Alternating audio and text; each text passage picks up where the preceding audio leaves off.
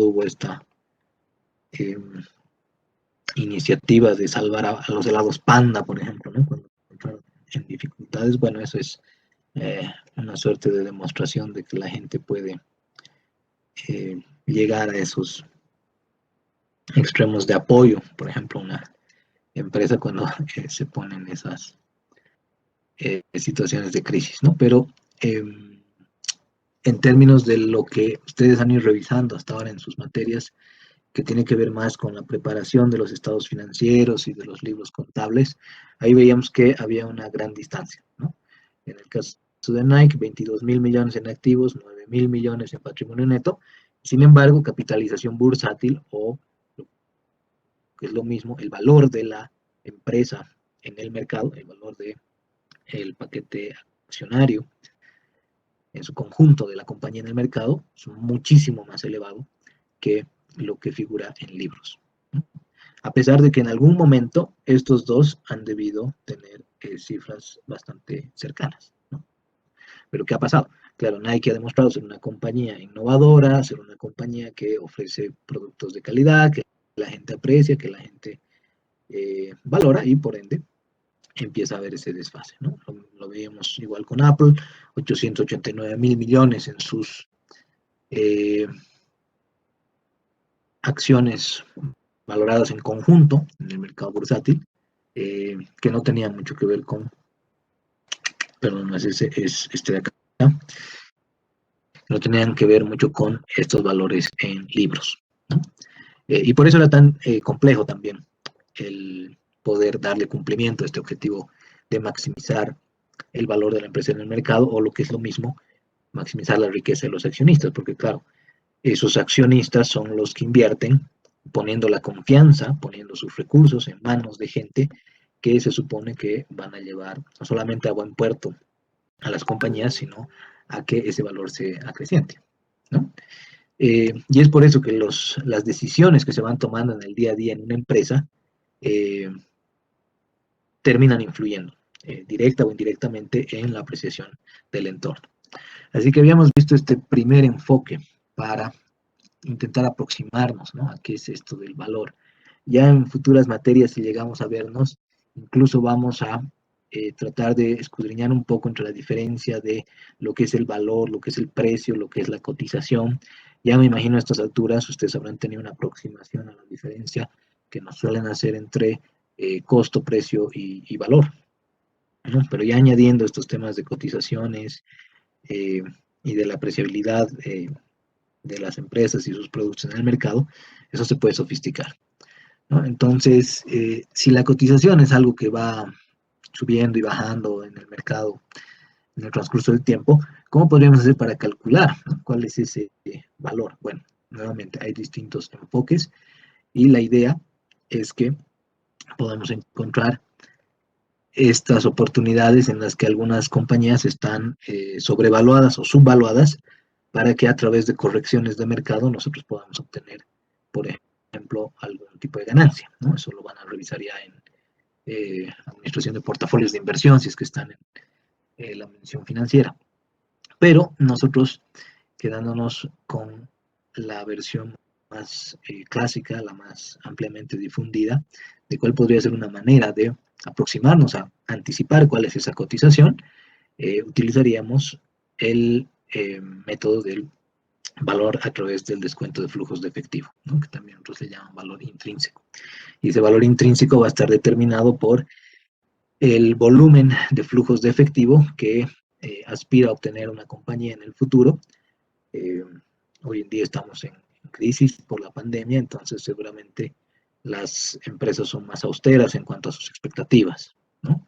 De repente habrán otras empresas a las que a raíz de esto de la pandemia les empieza a ir mejor, como estábamos viendo algunos casos de compañías tecnológicas en la última sesión, ¿no? O en nuestro mismo entorno, el año pasado, en ciertos momentos donde la gente hacía algunas compras desesperadas, ¿no?, como han visto, los supermercados, los mercados se han quedado sin papel higiénico, por ejemplo, en un momento dado.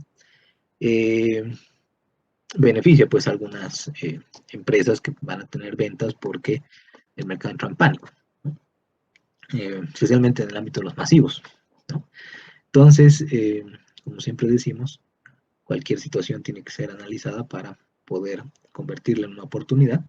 Así que ese primer determinante va a tener que ver con cuánto estoy esperando que genere de flujos de efectivo la empresa que estoy analizando en el futuro. El segundo elemento era en cuánto tiempo estoy esperando que esa empresa vaya a generar esos flujos de efectivo. Como decíamos, en general, uno espera que las empresas vayan teniendo flujos positivos año a año, ¿no? Gestión tras gestión. Pero esto no siempre sucede, dependiendo del modelo de negocio o dependiendo también de las circunstancias como las que estamos viviendo ahora, eh, principalmente negocios de hospitalidad, negocios como empresas de turismo, empresas de viajes, restaurantes también han visto muy reducidos sus flujos de efectivo y muy incierto también el tiempo que va a transcurrir hasta que puedan volver a operar, ¿no? Entonces, en el caso de las aerolíneas, el año pasado a finales, eh, en el último trimestre, estaban ya animándose a sacar incluso ventas de pasajes para 2022 o 2023, ¿no? ¿Por qué? Porque se estaban quedando sin la posibilidad de contar con esa sangre vital que es pues en la versión de la empresa el flujo de efectivo. Pero claro, la gente puede decir, ya ahorita compro un pasaje para agosto de 2023 por $10 porque la empresa está realmente desesperada por generar algún tipo de entrada de efectivo. Pero si uno analiza, pues de repente en 2023 ya ni existe la empresa, ¿no? Porque no ha podido atravesar esta situación de crisis, no la ha podido superar. Entonces hay muchas razones por las que este sería el tercer componente, ¿no? El riesgo. En este momento, ¿en qué invertirían ustedes? ¿No? Si nuevamente pusiéramos una situación hipotética de recibir un monto significativo de herencia, podríamos ver unos $20,000, digamos, por alguna razón, seguramente tendrían que analizar, ¿no? Incluso la gente se ha puesto un poco a cuestionarse si es que el tipo de cambio, si es que algunas variables macro van a continuar como solían. Y claro, con todos los esfuerzos que se están haciendo para salvar las papas del tema de la salud, probablemente lo otro esté siendo desatendido y además con los eternos conflictos políticos en los que solemos estar, ¿no? Así que, bueno, ¿qué será bueno en este momento? ¿No? Hay quienes dicen la gente en el occidente del país, por ejemplo, invierte en bienes raíces porque no se anima a hacer empresa, ¿no? Alguna vez he escuchado algo así, me ha parecido interesante, creo que es un poco miope en ciertas dimensiones, pero a veces lo vemos en el hecho de que, claro, ni bien acaba el hueco la empresa constructora y hay un montón de gente que está preguntando por los departamentos, no quiere comprar en preventa porque sabe que una vez que se construya el departamento, que se entregue el inmueble, va a poder tener una ganancia, ¿no? Una brecha ahí de eh, rendimiento. Pero, claro, esta persona decía, en realidad se hace eso porque la gente no se anima mucho a poner empresa, a diferencia del otro lado del país, por ejemplo, ¿no? Y esto se ve también en el comportamiento que se tienen en las cantidades de ahorro y las cantidades de cartera con las que se manejan las entidades de intermediación en los distintos puntos del país. Así que, bueno, es una serie de factores los que van a influir en esta cotización, en esa apreciación de la empresa en el mercado.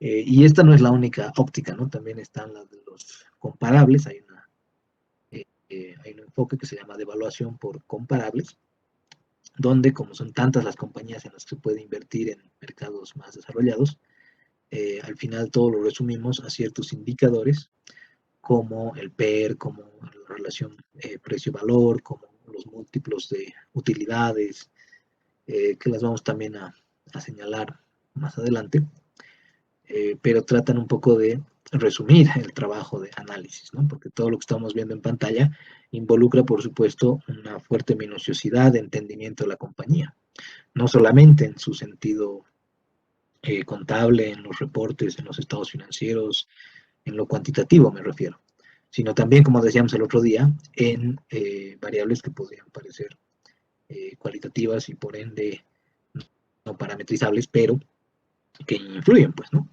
¿Quién es dueño de la compañía? ¿Quién la gerencia? cuál es el tipo de cultura, de clima que se tiene adentro, son factores que podríamos considerar. Así que aquí tendríamos que aterrizar que todo este marco de trabajo orientado a la maximización del valor se va a ver potenciado por tres tipos de decisiones.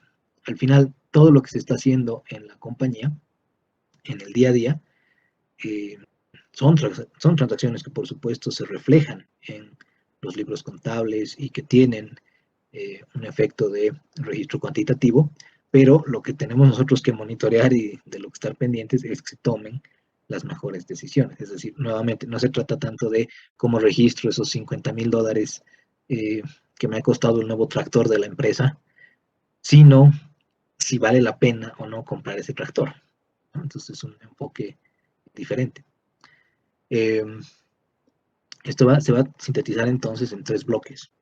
El primero es el de las decisiones de inversión. Todo el tiempo estamos tomando decisiones de inversión, aunque sea a escala microscópica, pero estamos tomando decisiones de inversión permanentemente, ¿no? Y esto tiene que ver con, como dice ahí, encontrar oportunidades para colocar los recursos en activos, proyectos, ideas, productos que reditúan más allá que una tasa mínima requerida.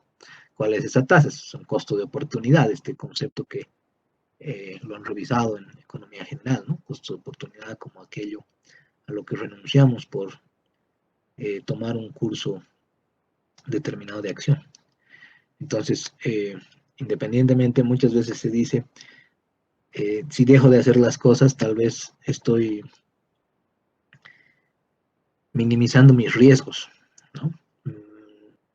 Alguien que tenga una perspectiva más amplia te va a decir, más bien si dejas de hacer las cosas, probablemente te estés arriesgando mucho más porque estás dejando de practicar, estás dejando de intentar, estás dejando de tener experiencias.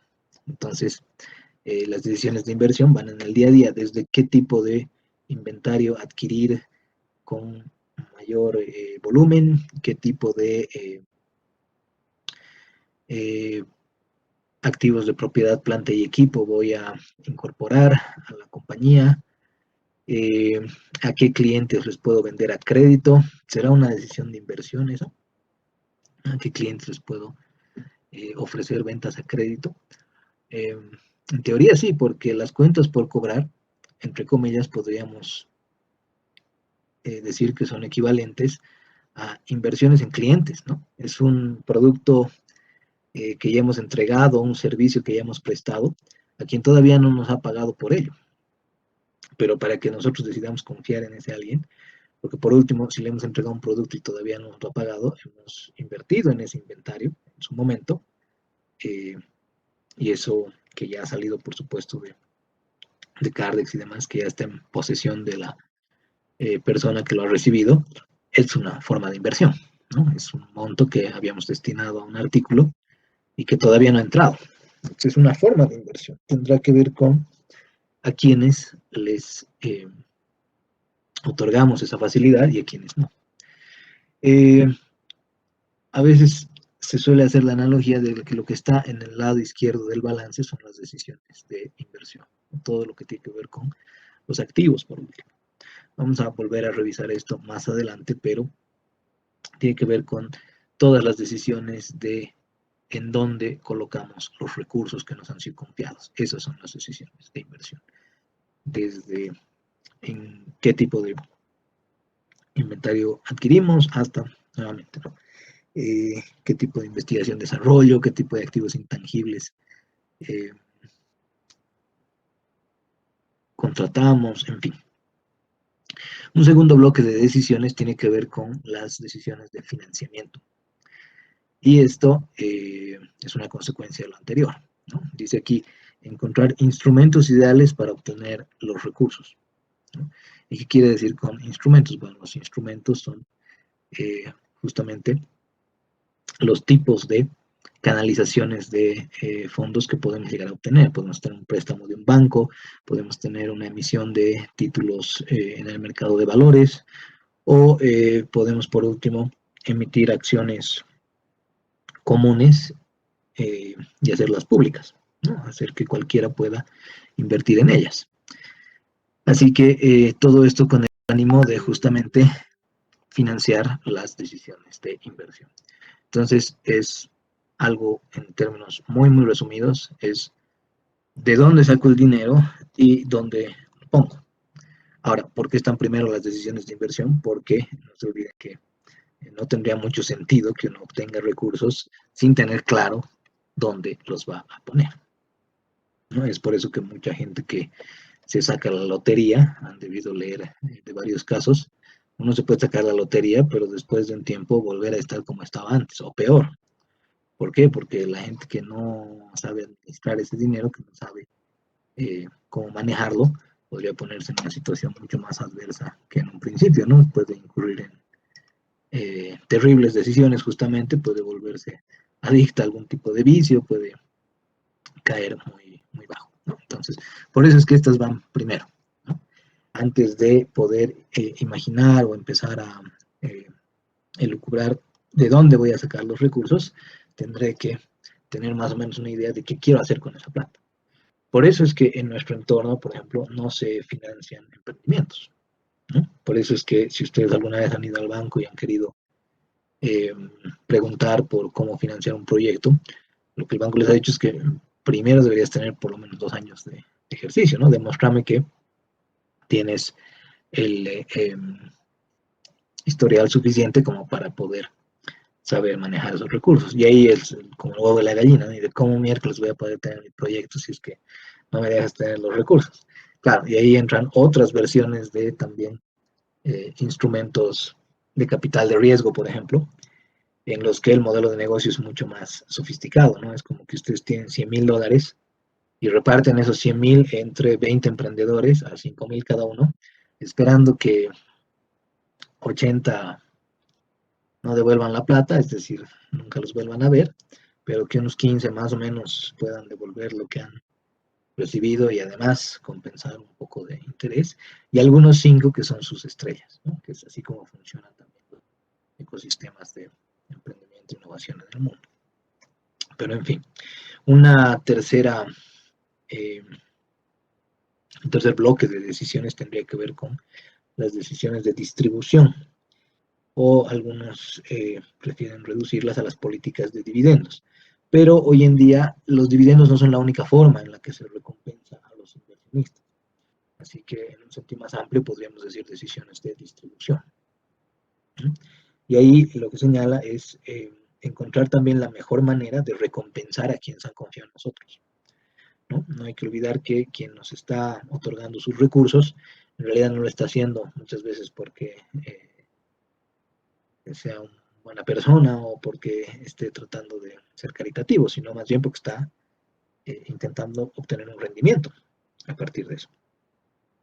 Y aquí hay una cosa que dice la premisa de honestidad para la devolución de capital. ¿Qué es lo que ocurre? Muchas veces estas decisiones de distribución se las pasa de largo porque el gerente o quien está al mando de la empresa no quiere soltar la cantidad de recursos que administra, es decir, no quiere que se reduzca el tamaño de la empresa, no quiere que se reduzca el tamaño de activos, y a pesar de que no tiene más oportunidades de inversión atractivas en ese momento, a pesar de que todos los análisis que está realizando le llevan a concluir que no es un buen momento para invertir, esta premisa de honestidad para la devolución del capital implica que en ese momento más bien deberíamos devolver esa plata a los inversionistas, a los dueños de los títulos, deberíamos decirles, bueno, ¿saben qué?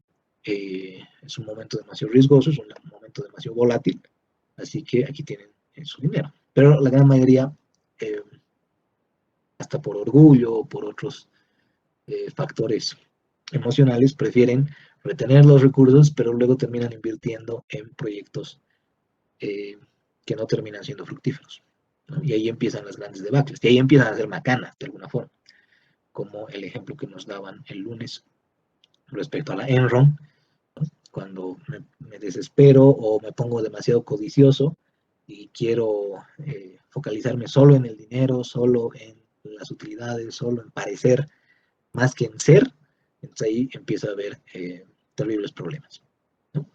Así que, como ven, esta es una simplificación de lo que involucra el día a día de la administración financiera, es decisiones de inversión, financiamiento y de distribución, para lograr esta maximización de valor.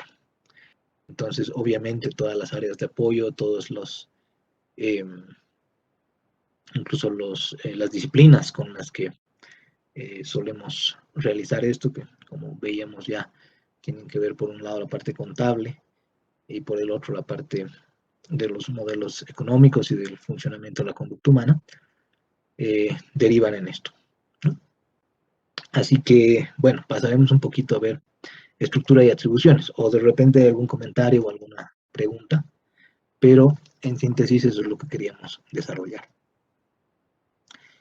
Queremos maximizar valor, no significa que los ingresos, que las utilidades, que la rentabilidad no sean importantes, pero siempre y cuando estén supeditadas a la maximización de valor, a esta apreciación que tiene el mercado, el público en general sobre la empresa, y que deviene, por supuesto, de hacer las cosas bien, ¿no? Un poco lo que decía Kelly el otro día respecto a que no es solamente eh, colocar el producto al mercado y ya, ¿no? Si tú estás viendo a los consumidores como billeteras con patas, acuérdense de ello, ¿no? El negocio no va a durar mucho. Luego le echas la culpa a el gobierno, a tus profesores, a tus padres o a quien quieras de que tu negocio no le ha ido bien, pero nunca te das cuenta de que en realidad no estabas pues ofreciendo algo que concordaba con el discurso que dabas, ¿no? No sé si alguna vez les ha pasado, pero en ventas especialmente hay quienes se ponen incómodos cuando les hacen vender algo que uno sabe que es medio de bajo estándar de calidad y no lo dicen, ¿no? Porque también hay productos que no cumplen con el mercado más sofisticado, pero es parte de la narrativa, ¿no? Es como que sabemos que no tiene el mejor estándar, pero es económico, por ejemplo, ¿no? Entonces ahí es perfectamente válido. Pero si a uno le hacen mentir, por ejemplo, si a uno le hacen defender a rajatabla un producto que sabemos que no le está generando ningún tipo de beneficio al público, entonces tarde o temprano ese negocio cae, muere, ¿no? Entonces se trata de analizar todos estos factores y a partir de inversiones, financiamiento y distribución, lograr eso. Veremos entonces un poco de la estructura de una compañía y las atribuciones que tiene el área financiera en general, ¿no?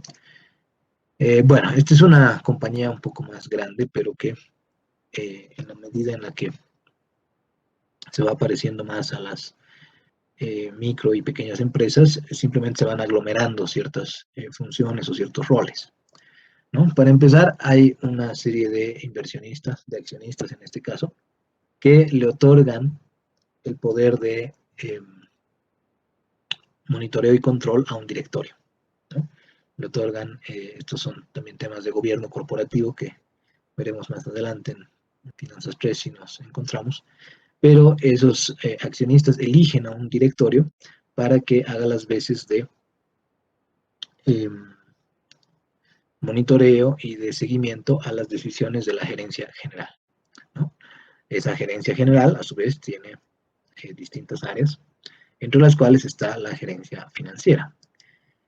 Y esa gerencia financiera, dependiendo nuevamente del tamaño de la empresa, se va a dividir normalmente en dos bloques, ¿no? Uno es el de tesorería, donde se administran los flujos de efectivo principalmente, como dice ahí, ¿no? Planificación y financiamiento, ahí es donde estaríamos tomando, por ejemplo, decisiones de largo plazo respecto a reemplazos de maquinaria, compra de oficinas, construcción de planta, en fin, ¿no? Y de dónde vamos a sacar los recursos para ello.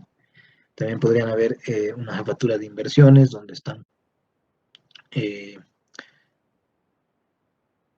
las adquisiciones de títulos, valores en el mercado, de activos financieros, muchas veces las inversiones permanentes, las inversiones temporarias, que son partidas que vamos a revisar en el balance general, tienen para cierto tipo de compañías o cierto modelo de negocios preponderancia, ¿no? O sea, son parte del modelo que es importante o crítico para ellos. También está la administración del efectivo de todos los días, ¿no? ¿Qué modelos cuantitativos podemos usar para saber cuál va a ser el nivel de liquidez que yo requiera dentro de un mes, dentro de 3 meses, dentro de 6 meses o dentro de un año? También en empresas que tienen ventas a crédito, habrá una jefatura de cobranzas, habrá todo un esquema, toda una serie de prácticas para poder lograr eh, no solamente el cobro de esas ventas, sino también el tipo de procedimientos que se llevan adelante cuando hay gente que se niega a cumplir sus obligaciones, ¿no? Entonces, dependiendo del tipo de modelo de negocio de la empresa, hay todas estas áreas. Y toda la otra parte sería la de Contraloría, ¿no? Donde estaría la jefatura de contabilidad, de impuestos, de costos si es necesario, ¿no? Si es un modelo industrial especialmente, la jefatura de costos va a ser importante. Y se solía también tener a la jefatura de sistemas ahí metida, ¿no? Porque eran principalmente quienes desarrollaban el software para que se pueda hacer el registro transaccional de manera digital. Pero con el tiempo, por cómo ha ido evolucionando también la sofisticación tecnológica, hoy en día hay una gerencia de TI, ¿no? Directamente, o de TICs también, llaman algunos, a nivel corporativo, ¿no? Porque esos no solamente ya manejan el tema de los libros, sino que tienen CRM, tienen toda una serie de módulos en los ERPs para las operaciones, los procedimientos, los procesos los llegan a manejar de una manera más compleja, ¿no? Entonces, esto a gran escala normalmente se divide de esa forma y obviamente haciendo más o menor énfasis en las áreas que más atañen al modelo de negocio. Así que lo que hay que ver aquí es que esa línea punteada que acaba de aparecer entre el directorio y los accionistas y la gerencia general y hacia abajo todos los colaboradores, los empleados, va a generar una división entre propietarios y administradores. Este era un tema importante que tenían en su lectura, porque aquí suele surgir un problema. Y tiene que ver con la pregunta de que si al final el objetivo del gerente financiero y por ende, en perspectiva de la gerencia general, es el de maximizar la riqueza de los accionistas y esto traducido en la maximización de la cotización de las acciones en el mercado, ¿será que siempre cumplen con ese objetivo? O sea, si es que este tiene que maximizar la riqueza de ellos, ¿no será que en algún momento se pone triste y dice, no, pues yo voy a empezar a velar por mi bienestar y no voy a tomar las decisiones que sean necesarias para esa maximización? Y ahí va a empezar algo que se llama problema de agencia. Esto es un punto importante para todo lo que queremos hacer más adelante en términos conceptuales y de marcos de trabajo, porque afecta a la mayoría de las empresas y especialmente en nuestro medio donde no se llegan a estudiar o a reflexionar estas situaciones, ¿no? Hay un conflicto de intereses que surge cuando el administrador antepone sus metas personales a las de los dueños. Y uno diría, escucha, pero es que, ¿por qué voy a anteponer mis metas a las de los que me están contratando en última instancia, ¿no? Que son los dueños de la compañía, ni siquiera el propio gerente de la empresa, sino los que están por detrás que han puesto la inversión. Este problema de agencia en nuestro medio es pues muy usual, ¿no? Porque va reproduciendo una serie de eh, impedimentos para posibilitar a nuestro sector privado de corporativizarse. Hay muchas veces que buena parte de los que asisten a la universidad están tratando pues de formalizar la empresa que ya tienen, con la que ya trabajan en familia muchas veces, ¿no? Pasar de la empresa familiar a la familia empresaria.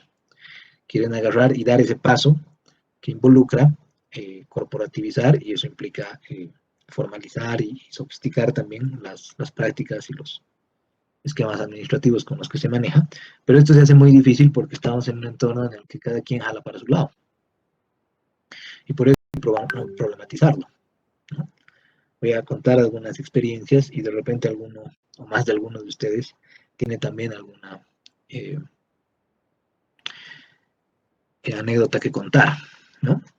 Dice aquí, en general, los gerentes financieros están alineados con la meta de maximizar el valor. ¿Por qué? Porque, bueno, si a ellos les va bien, a mí me mantienen en la compañía, me suben el sueldo, yo voy a tener, qué sé yo, prestaciones, beneficios, bonificaciones, y es una especie de ganar-ganar, ¿no?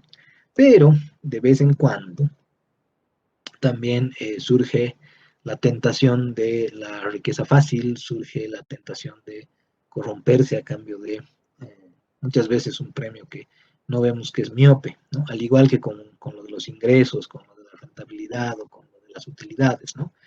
Voy a venderle a este que parece medio chueco, pero pucha, es que es demasiado jugosa la venta que voy a terminar haciendo, ¿no? Pero no te estás dando cuenta de que estás exponiendo la compañía a riesgos futuros.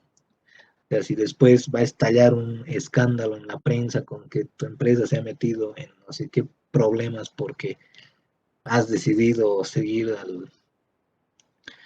eh, al diablito que se ha parado en tu hombro y que te ha dicho que dale nomás, entonces ahí empiezan a haber problemas, ¿no? Es como que hoy has ganado un poco de plata, pero renunciando a que tu empresa se hunda a futuro.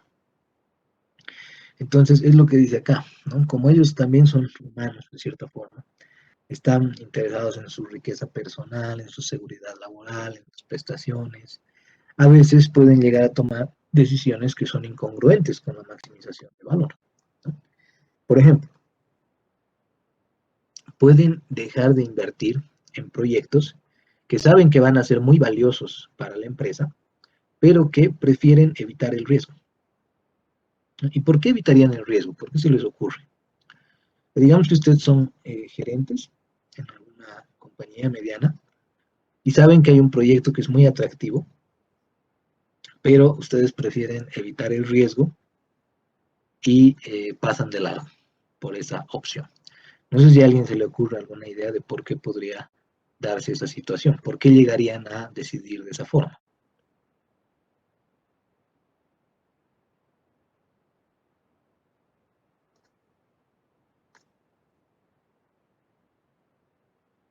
¿Alguna idea por ahí?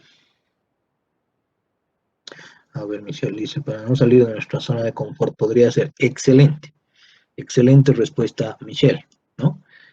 Podemos hacer este nuevo proyecto, pero eso me va a exigir más esfuerzo, me va a exigir que esté más al pendiente de la compañía. De repente voy a tener que, a partir de esa fecha, ir sábados y domingos, ¿no? Y como, pucha, hasta me da flojera, decido no hacer. Pero es un proyecto muy atractivo. Ese proyecto maximizaría el valor de la empresa en el mercado. ¿Por qué? Porque la gente se daría cuenta que uno está innovando y, en consecuencia, tendría una mayor apreciación, demandaría más los títulos y las cotizaciones subirían, ¿no? Que es nuevamente el reflejo que puede parecer rudimentario hasta ahora, pero es la manera en la que lo hemos diseñado.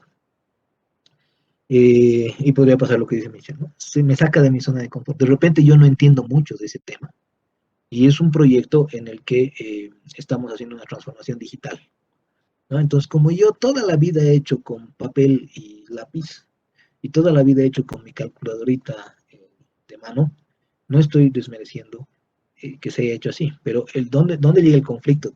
Donde quiero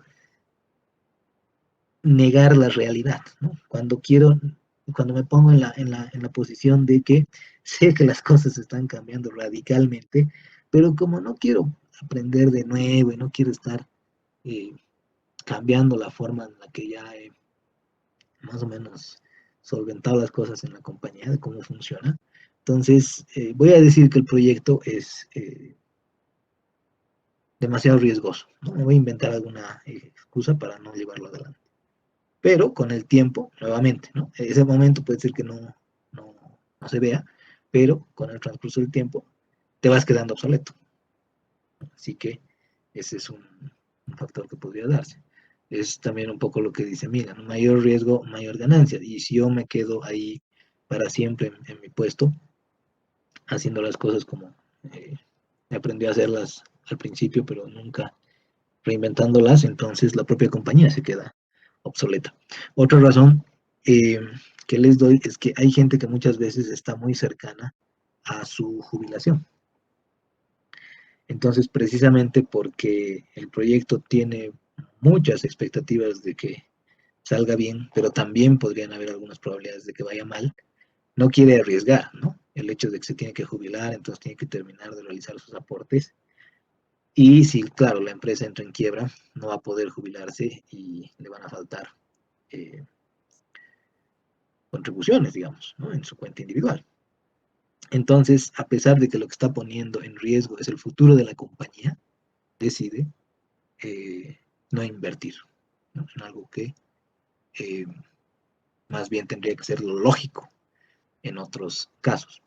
Ahí Catherine dice, el riesgo como posibilidad de perder en su forma más negativa llegaría al despido de mucho personal. También, ¿no? O sea, esa es la contrapartida y por eso es que ustedes están en una etapa formativa eh, que es bastante delicada, ¿no? O sea, ustedes tienen que entender que a futuro, en la medida en la que ejerzan su profesión, pueden tomar decisiones que llevan a los empleados a perder su trabajo, pero esto implica, por supuesto, que hay familias que se están quedando sin sustento, ¿no? Entonces, es por eso que nuestros modelos tienen que engrosarse, tienen que amplificarse en los horizontes de visibilidad en los que se manejan.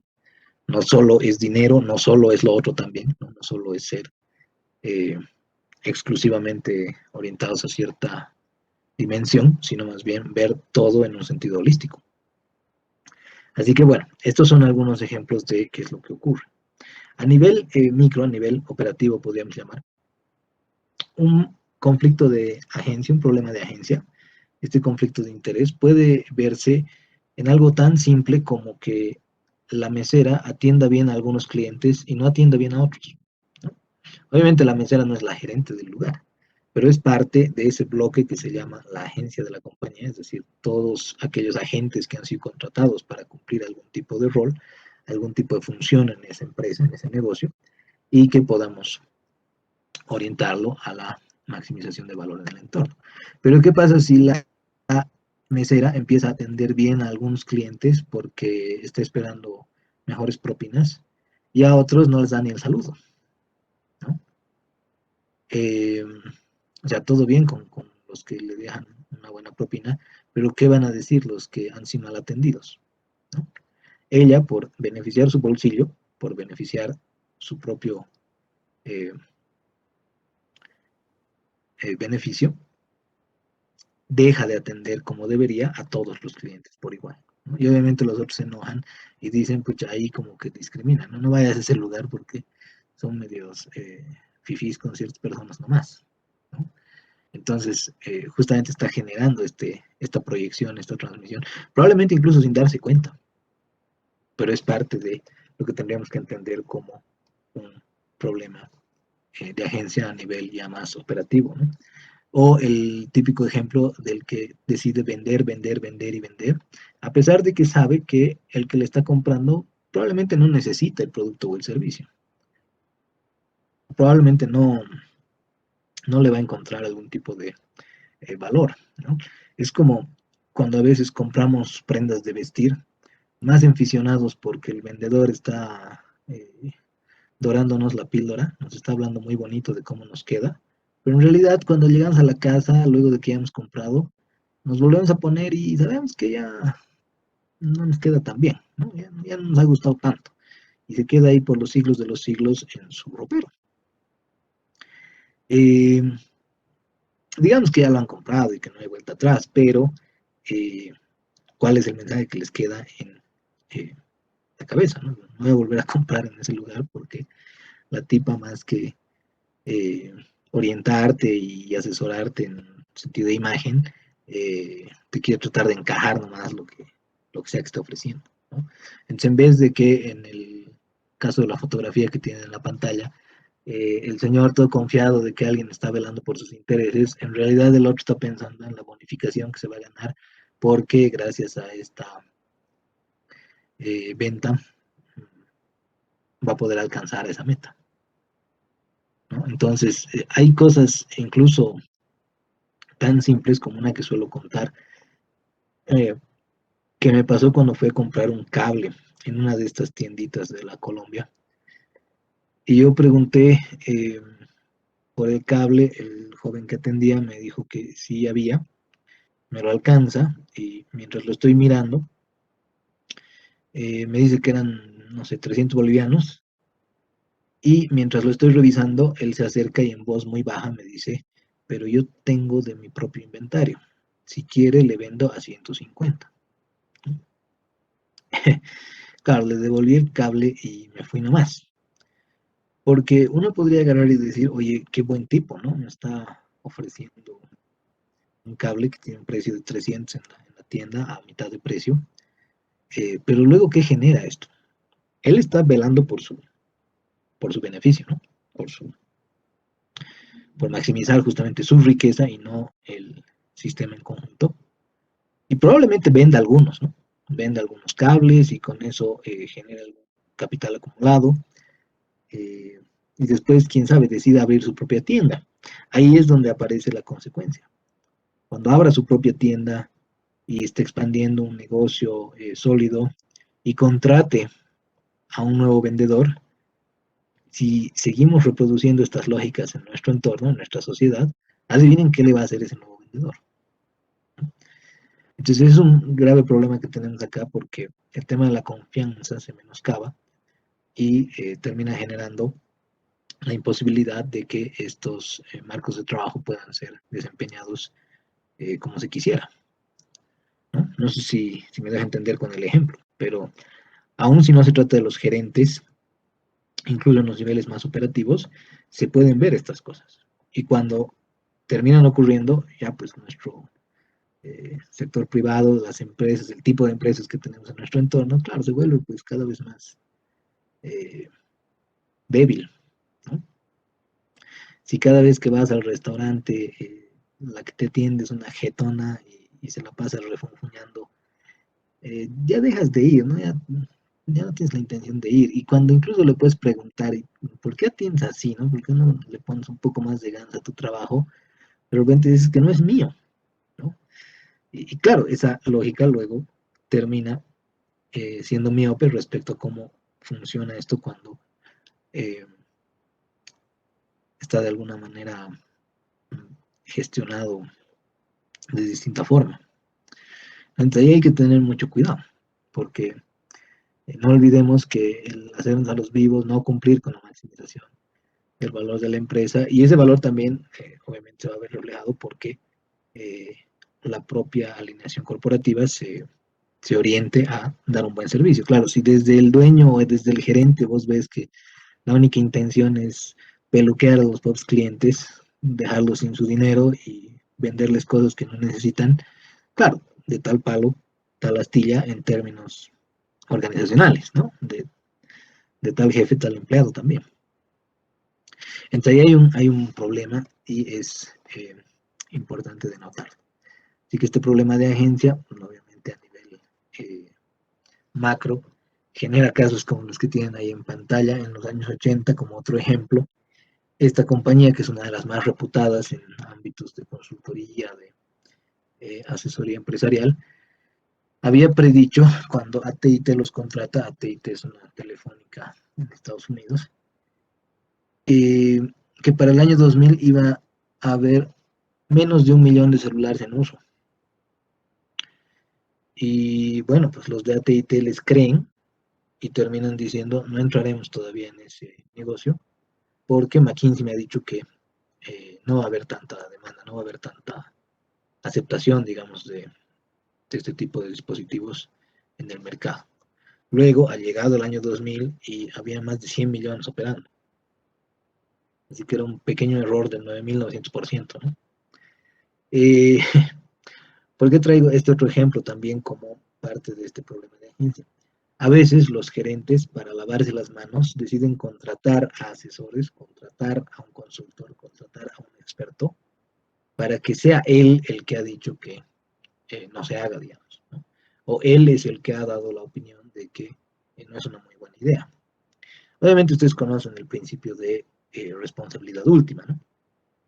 En el que estoy, justamente es por lo que se ha generado esta definición en la que al final, si tú eres la MAE, eres la MAE, ¿no? No hay nada que te salve, poder que obviamente haya corrupción por detrás, pero eh, esto genera que justamente los gerentes sepan asumir, sepan afrontar las condiciones por las que también les pagan muy bien, ¿no? O sea, uno no llega a esos puestos porque no sepa asumir estas responsabilidades y este tipo de decisiones. Ahora bien, este problema de agencia deriva en algunos costos, o sea, ya se puede cuantificar cuál es la afectación que se está dando debido a esos problemas de agencia, ¿no? Que terminan en pérdida o destrucción de valor, que ya en términos monetarios se los puede eh, catalogar como costos indirectos, tal como en el caso anterior. En el de AT&T, un costo indirecto de agencia sería la oportunidad perdida de operar en un mercado que por supuesto estaba a puertas de convertirse en una revolución, ¿no? Pero claro, como el gerente ha sido un poco, como decía Michelle, eh, proteccionista de su posición, han dicho y han agarrado seguramente, no, pucha, vamos a tener que hacer un montón de esfuerzo para que eso salga bien, así que contrataremos a alguien para tirarle la culpa. Pero al final podría ser algo que más bien te termine casi matando, ¿no? Porque justamente no has hecho el proyecto que deberías hacer más bien para mantenerte vigente. Entonces, esas son oportunidades perdidas en términos de costos indirectos. Y también hay costos directos por este problema de agencia, como cuando se necesitan gastos para supervisar las acciones de los administradores, ¿no? Cuando alguien ha hecho alguna pachotada, y esto ha venido ya de mucho tiempo, no se ha venido acumulando, pero claro, como el gerente nos sonreía bonito, por eso el directorio está contratado ahí para estar permanentemente eh, fungiendo en este proceso de control, ¿no? Está permanentemente ahí molestando, poniéndole la soga al cuello al gerente porque necesita exigirle que se pueda desempeñar la cosa de la mejor forma posible. Así que cuando ya nos hemos dado cuenta de que durante mucho tiempo nos había estado haciendo la sucia, nos estaba vendiendo el cuento, pucha, ahí hay que contratar auditorías, hay que contratar software, hay que hacer una serie de procesos para saber cuánto siempre se ha afanado el desgraciado, ¿no? O en algunos otros casos hay también gastos que benefician a los gerentes, a los administradores, en otros términos, ¿no? En un ámbito un poquito ya más de chantaje, cuando este tipo sabe que es, eh, como dicen, ese es el irreemplazable en la empresa, ¿no? Como a veces pasa, por flojitos los directorios, no cambian a las personas que contratan para fungir en puestos ejecutivos y dicen, ¿no? Como está bien el equipo, seguiremos nomás y seguiremos nomás y seguiremos nomás. De lo que no se están dando cuenta es de que con el tiempo se están empoderando demasiado estos gerentes. Y al final terminan en una posición en la que pueden llegar a chantajear, ¿no? Es el único que sabe manejar cierta cosa, o es el único por el que la compañía funciona. Entonces se vuelve el imprescindible, y ustedes sabrán desde sus materias de administración, ¿no? Que si alguien se vuelve imprescindible en la compañía, es un riesgo muy alto, ¿no? Porque cuando esa persona decida irse o cuando le ofrezcan un trabajo por parte de la competencia eh, y venga con nosotros y nos dice, ¿sabes qué? Me tienes que duplicar el sueldo porque me están ofreciendo algo más interesante.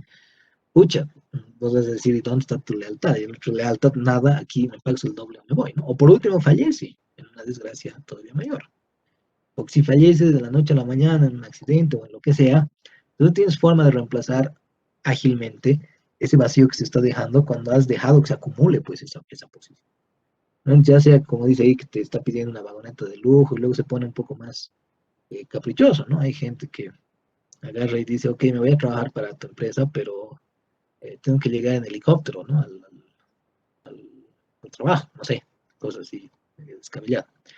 Pero entonces son temas cuando no se está armonizando, no se está equilibrando la relación entre los dueños y los agentes y los contratados para poder desplegar lo necesario para cumplir con ese objetivo de maximización del valor, ¿no?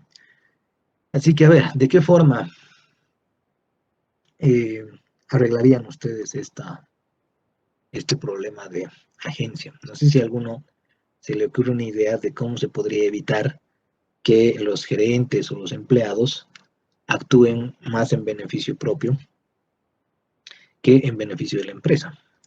O de repente alguien está completamente en desacuerdo con que esto deba ser así y agarre y diga que no, aquí hay que hacer la revolución proletaria y tenemos que tomar los medios de producción y reiniciar y resetear el país, ¿no? De repente también hay de estas posturas, ¿no? Que al final está mal que exista la empresa y más bien deberíamos abolirla, ¿no? Abolir la propiedad privada de repente. Y él adelante.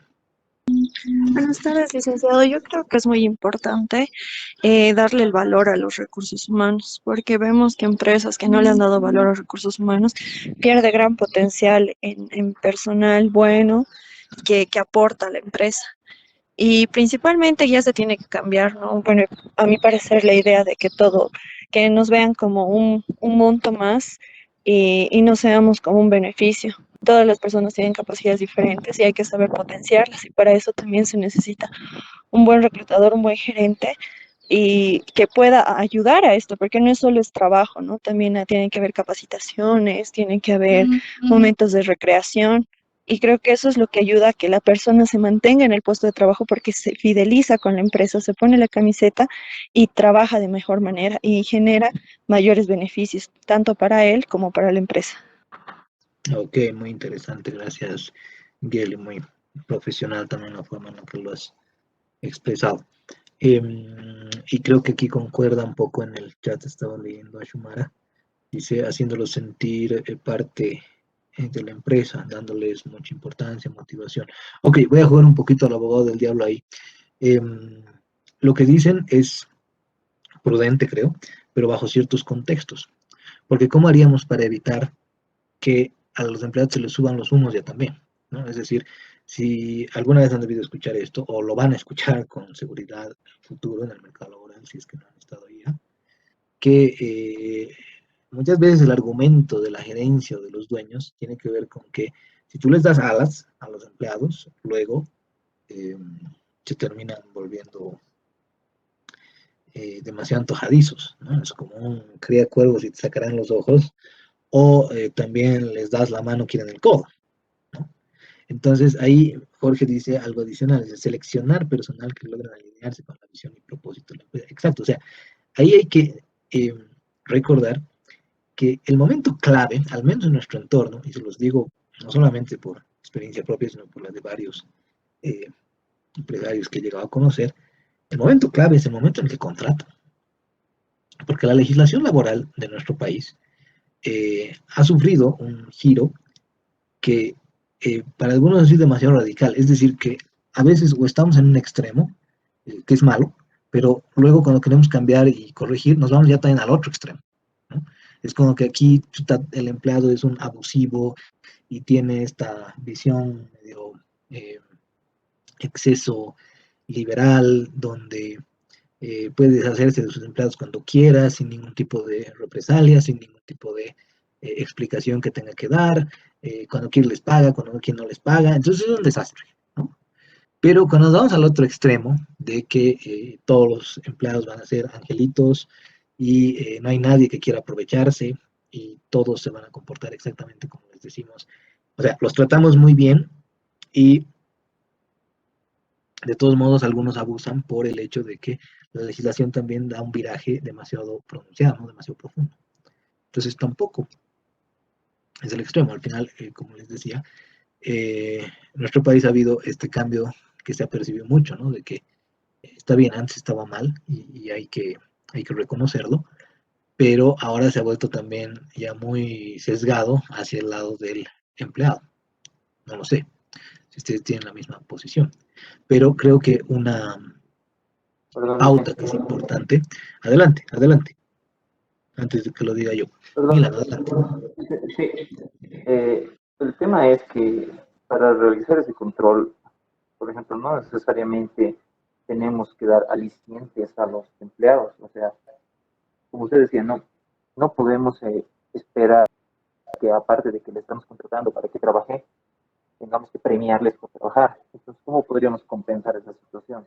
Por ejemplo, siendo correctos en todos los temas, yo pienso que más bien es una aliciente. Por ejemplo, si tú eres un trabajador y te dicen que te van a pagar cada 28 y te cumplen y te pagan cada 28 y te dan el aguinaldo hasta el 5 de diciembre, digamos, de cada año y nunca te han fallado, pues es una aliciente donde tú no puedes, es, no es un premio extra, pero ya digamos es algo que de verdad la empresa te importa, si te asegura cuando tienes que asegurarte y cobertura, digamos, del accidente laboral y todo eso es un aliciente, no necesariamente eh, premiar, digamos, al trabajador porque está cumpliendo con su obligación.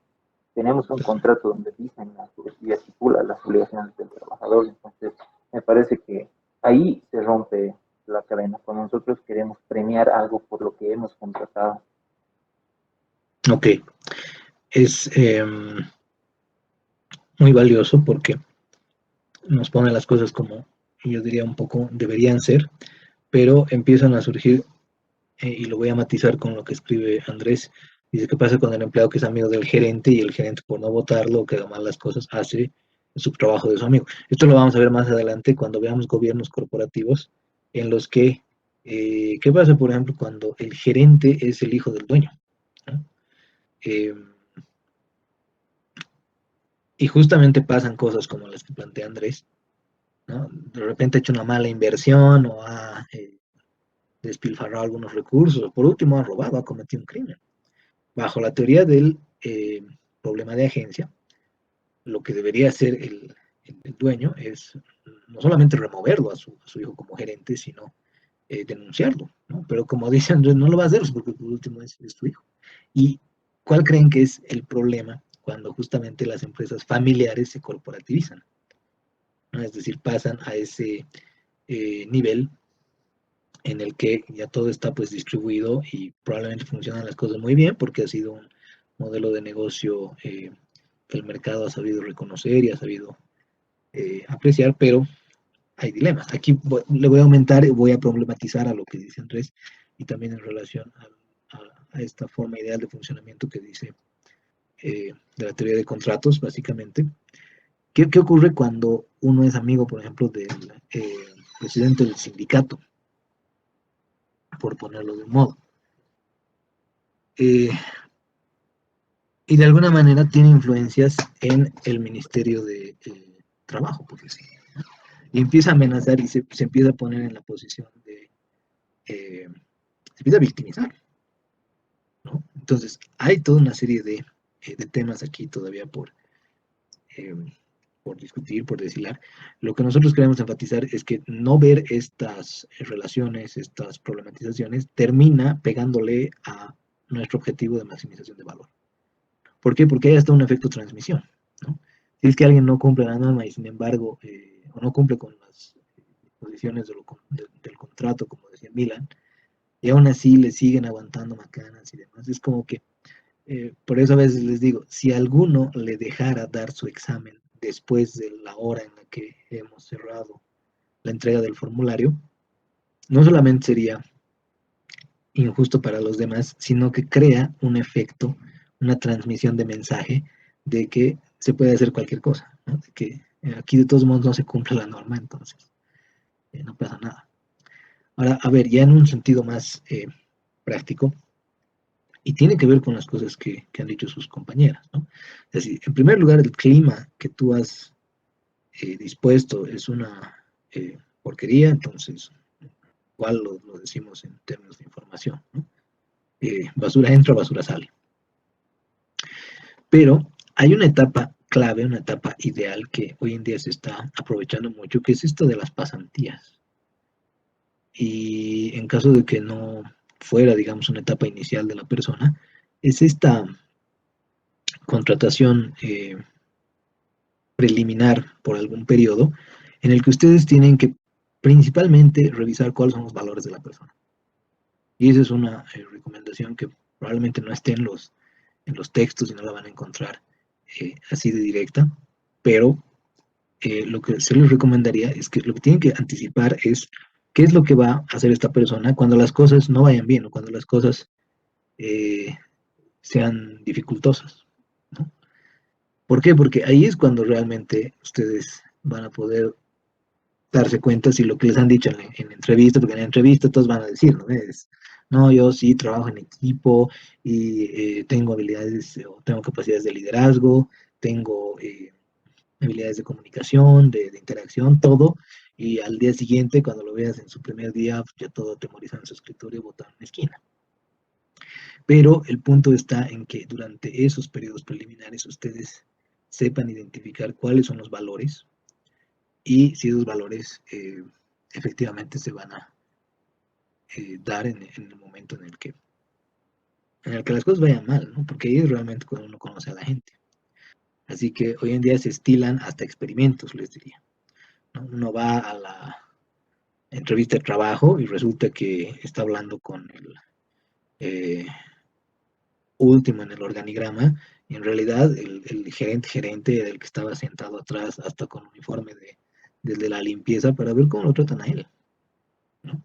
La gente que dice, no, yo sí tengo valores y esto y lo otro, y claro, las empresas experimentan, las organizaciones ponen ahí a una persona que necesita ayuda para llevar la caja, y aunque sea que le abras la puerta, y van a ver si le abres la puerta o no. Entonces esto tiene que ver con que, a pesar de que ustedes traten muy bien a la gente, puede ser que luego quiera aprovecharse, ¿no? A pesar de que ustedes traten eh, que las personas eh, también pueden tener una perspectiva muy MacGregor, estamos siendo aquí, pero es para ilustrar el punto, ¿no? Muy XY, ¿no? Puede ser que trate muy bien a gente que no lo merece, entonces termina reaccionando mal, o trate muy bien a gente que eh, viceversa, ¿no? Entonces, tengan cuidado con eso porque al final les va a terminar destruyendo, les va a terminar afectando en el valor que ustedes pueden generarle, va a terminar produciendo mal, va a terminar generando mal clima, va a terminar generando toda una serie de eh, animadversiones y, bueno, por supuesto, no querrán incurrir en ello, ¿no? Y bueno, en relación a lo que dice Andrés, más adelante vamos a ver cómo se retratan estas situaciones donde yo te diría más bien, no es tanto el subtrabajo, sino el hecho de que no los sancionen, pues, ¿no? Pero bueno, esta es la parte un poquito más de reflexión. Ahora, también lo que se recomienda mucho es planes de remuneración que promuevan un apoyo mutuo muchas veces, ¿no? Hay, por ejemplo, objetivos que son individuales, por supuesto, pero también habrían otros objetivos que eh, propicien esta cohesión de equipo de trabajo, de la que estaban señalando también sus compañeros. Y aunque no parezca algo muy válido, lo que también se sugiere y se señala mucho, muy a menudo, es que los directivos estén pues haciendo su trabajo.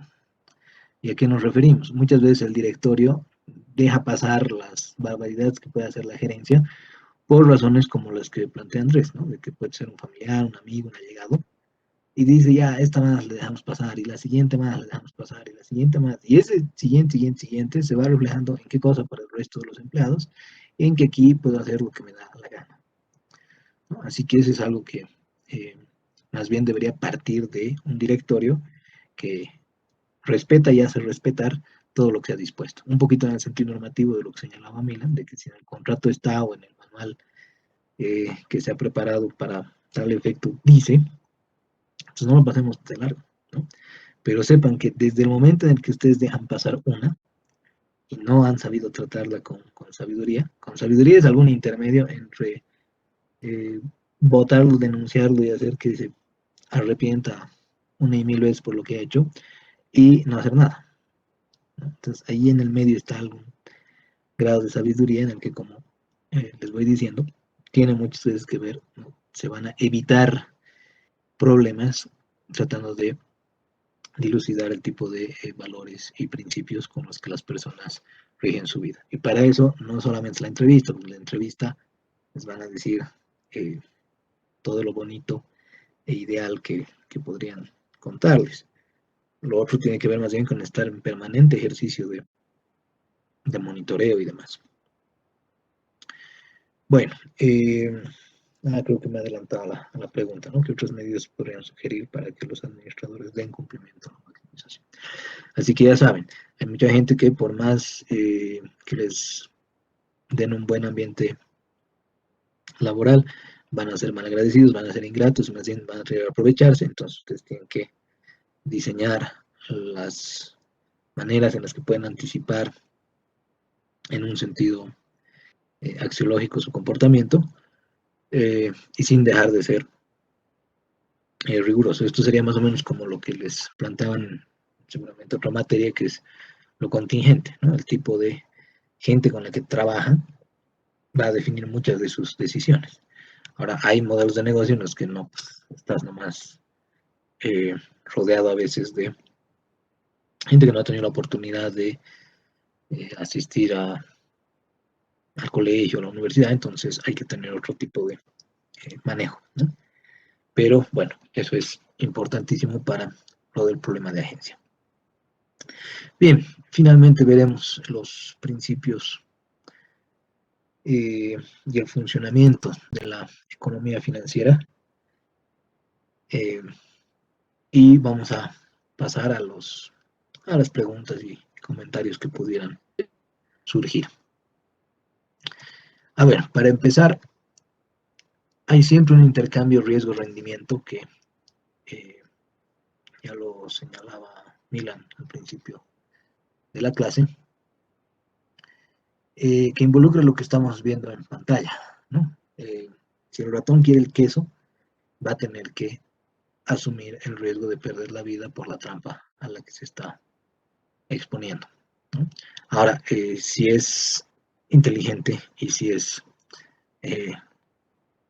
un ratón que reflexiona, va a decir, por ejemplo, comprarse un casco, ¿no? Es decir, quiere obtener el queso, pero sabe que eso involucra un riesgo, entonces se llega a comprar un casco, ¿no? Entonces, a esta combinación siempre vamos a llamarle una combinación de elementos que van de la mano, ¿no? En general, en la teoría financiera, mientras mayor sea el rendimiento que estamos esperando sobre alguna inversión o alguna decisión que tomemos, mayor también va a ser el riesgo y viceversa, ¿no? Mientras menor sea el riesgo, menor va a ser el rendimiento esperado. Esto los chinos lo manejan en dos kanjis que tienen que ver con la manera en la que escriben la palabra riesgo, que son dos kanjis, uno es oportunidad y el otro es peligro. Entonces, para decir riesgo, unen esos dos kanjis, ¿no? Unen las palabras oportunidad y peligro. Si quieres oportunidades, vas a tener que estar dispuesto a asumir los peligros. No te gusta el peligro, entonces no pidas oportunidades. Básicamente así como se maneja en la teoría financiera, ¿no? Y en distintos ámbitos también. Habíamos dicho que no solamente vamos a llevarlo a términos organizacionales, sino al nivel de nuestras finanzas personales, familiares, de nuestro día a día. Ahí ponía un ejemplo de lo de la pandemia, ¿no? Riesgo y rendimiento, podríamos revisar en algún empresario que se arriesga a no comprar barbijos, a no comprar alcohol, a no desinfectar la oficina permanentemente, porque se quiere evitar ese costo, porque se quiere evitar ese gasto, ¿no? Dicen, no son macanas esto del virus, es invento de la Áñez, así que yo no voy a gastar ni un peso en protegernos, ¿no? ¿Cuál es el riesgo? Alguien va a llegar contagiado del COVID y es grave porque al final algunos malos jefes, les llamaría yo, he visto que han intentado hacer que la gente regrese a partir del lunes todos en la oficina, ¿no? Sin darse cuenta de que si no tenía un plan, si no tenía algún mecanismo, algún esquema de trabajo en el que aunque sea se vayan rotando o se vayan turnando para ir. Imagínate que no solamente se enferme uno, sino que se enfermen todos y que no puede operar directamente, ¿no? Porque si todos están enfermos al mismo tiempo, pucha, es la peor desgracia que te puede ocurrir. Peor todavía con el riesgo de fallecimiento. Entonces, esta es una manera de ejemplificar estas situaciones de riesgo-rendimiento. No va a faltar no sé cómo llamarle, pero el que no quiera poner un solo peso para evitar este problema y termine exponiéndose no solo él, sino a la gente, ¿no? Y decía, en el día a día también pueden haber estas situaciones de riesgo-rendimiento. No sé si recuerdan estas montañas rusas que habían en los Playland Parks y demás eh, parques que se instalaban en la ciudad. Porque es un ejemplo de riesgo-rendimiento, porque pucha, por lo menos en mi época creo que eran mucho menos seguros, al menos yo veía ahí las bases sobre las que estaban los tubos y eran unas maderitas nada confiables, ¿no? Entonces quiero el rendimiento no, de pues, divertirme en la vuelta a la montaña rusa que da y que es una genialidad porque un vaivén de adrenalina, sí, pero tengo que estar dispuesto a asumir el riesgo de que pucha, llegue al final de esa curva y eh, el vagón no se detenga, ¿no? O directamente vuele. Así que eso es una situación de riesgo-rendimiento. Y también a veces cuando estamos, eh, bueno, en los días que podíamos salir, ¿no? Estamos en la calle, volviendo en la madrugada, y sabemos que si tomamos este atajo, llegamos a nuestra casa en una cuadrita, pero es un atajo bien oscuro, así que riesgo de rendimiento, ¿no? O voy a dar la vuelta donde sé que hay luz y por lo menos hay algo de gente, donde eh, parece que no va a haber tanta posibilidad de que me atraquen o algo. O prefiero el rendimiento de no caminar eh, tanto, ¿no? De no hacer el esfuerzo, no gastar la energía, pero con un riesgo mayor de que cualquier cosa me pase. Bueno, esta es una serie de ilustraciones sobre esto que, pucha, los va a acompañar pues, el resto de sus vidas, ¿no? En su profesión. Riesgo y rendimiento van de la mano. Mientras uno sea mayor, también deberíamos esperar, en la gran mayoría de los casos, que el otro también sea mayor. Si, voy a poner un último ejemplo, si yo estoy esperando que una inversión me pague 5% a la semana, eh, porque resulta que es un nuevo tema que yo no conozco, que tiene que ver con cruceros, o que tiene que ver con Bitcoin, o que tiene que ver con diamantes en alguna parte del mundo. Soy muy capo, ¿no? Soy el gran inversionista porque me pagan 5% semanal. No, no, no, más bien estás siendo sumamente ingenuo, ¿no?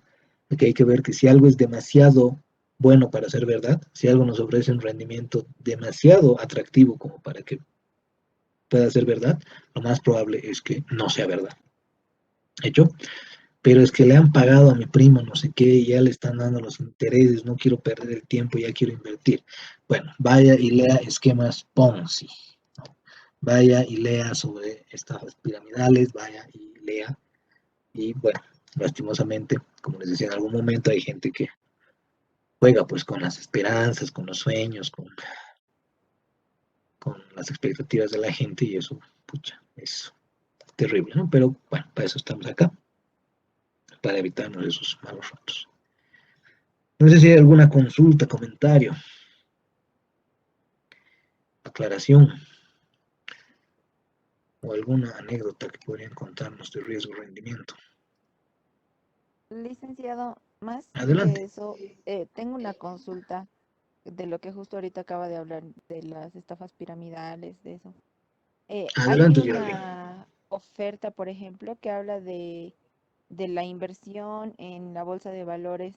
¿Esto igual es de riesgo? Bueno, no necesariamente, pero sí han habido muchas estafas en relación al tema de Forex, por ejemplo, o de opciones binarias. Son instrumentos muy sofisticados como para que eh, el público en general los pueda manejar. Entonces, en algunos casos no necesariamente es así, ¿no? Si de repente algún tipo de programa en el que tú puedes acceder a un broker que además esté registrado, ¿no? Ahí les pongo en el chat, debería estar por lo menos registrado en el FINRA. Es una especie de registro en Estados Unidos de todas las entidades que pueden hacer el trabajo de brokerage, de intermediación. Pero esto obviamente siempre con los señalamientos de que es a propio riesgo, de que uno nunca ponga plata que no está dispuesto a perder o que no le sea posible perder. Invertir es posible. Les mentiría si les dijera que no. Ustedes hoy en día pueden abrir una cuenta en Interactive, en TradeStation y en otras más que eh, eh, algunas son exclusivamente para ciudadanos del norte, ¿no? Robinhood, M1 y demás, pero peor todavía Vanguard y Capital One y las otras, la más conocidita, no me acuerdo, se me ha ido el nombre ahorita. Es posible invertir en títulos hoy en día del mercado estadounidense, pero si son cosas como que invertí conmigo y te voy a rentar 3% al mes o te voy a generar 100 pesos a la semana si me inviertes 100,000 bolivianos, esas ya son ofertas demasiado atractivas, ¿no? Entonces, traten de ver quién les está haciendo la oferta, cuál es el tipo de referencias que puede dar, si está registrado o no en estas instituciones, en estos mecanismos, y ahí van a tener una idea más clara de si es algo valioso o no. A ver, Andrés dice, ¿qué pasa si en una empresa el gerente por no gastar y desinfectar la oficina, los empleados se contagian de la productividad porque no había trabajadores? Sí, efectivamente eso es lo que estábamos tratando de ilustrar acá, Andrés, ¿no? Por no gastar, agarras, todos se contagian y obviamente has asumido un riesgo muy alto, porque ¿cuál es el rendimiento de no comprar o no encargarte de desinfectar el lugar? De repente no gastar pues, un monto, ¿no? Y más de uno podría decir, sí, pero es que es un monto significativo, esto y el otro, sí, pero si estás incurriendo en un riesgo demasiado elevado, como pones ahí un poco eh, reiterando lo que decíamos, eh, no va a tener sentido que nadie pueda trabajar, no va a tener sentido que todos estén enfermos, o lo que es peor, que algunos fallezcan, y no solo por la pérdida que le ocasionas a la organización, sino por eh, por la huella social, ¿no? Por la cicatriz social que le puedes generar. Pero bueno, a veces hay pues gente que es un poco necia al respecto, ¿no? Bueno, quedaremos hasta acá, ya en las últimas sesiones de esta etapa introductoria, y cualquier cosa estoy atento al correo electrónico. Si no tienen más consultas o comentarios, nos vemos el día lunes. Que estén muy bien. Cuídense mucho. Licenciado, una Sí, consulta. adelante. Estas diapositivas nos va a enviar antes del examen, ¿verdad? Sí, sí, van a estar en Moodle en algún tiempo más. Les daré un retoque, pero sí las van a tener. Muchas gracias, licenciado. No, no te preocupes, Geraldine. Bueno, un gusto. Nos vemos el lunes. Hasta luego, licenciado.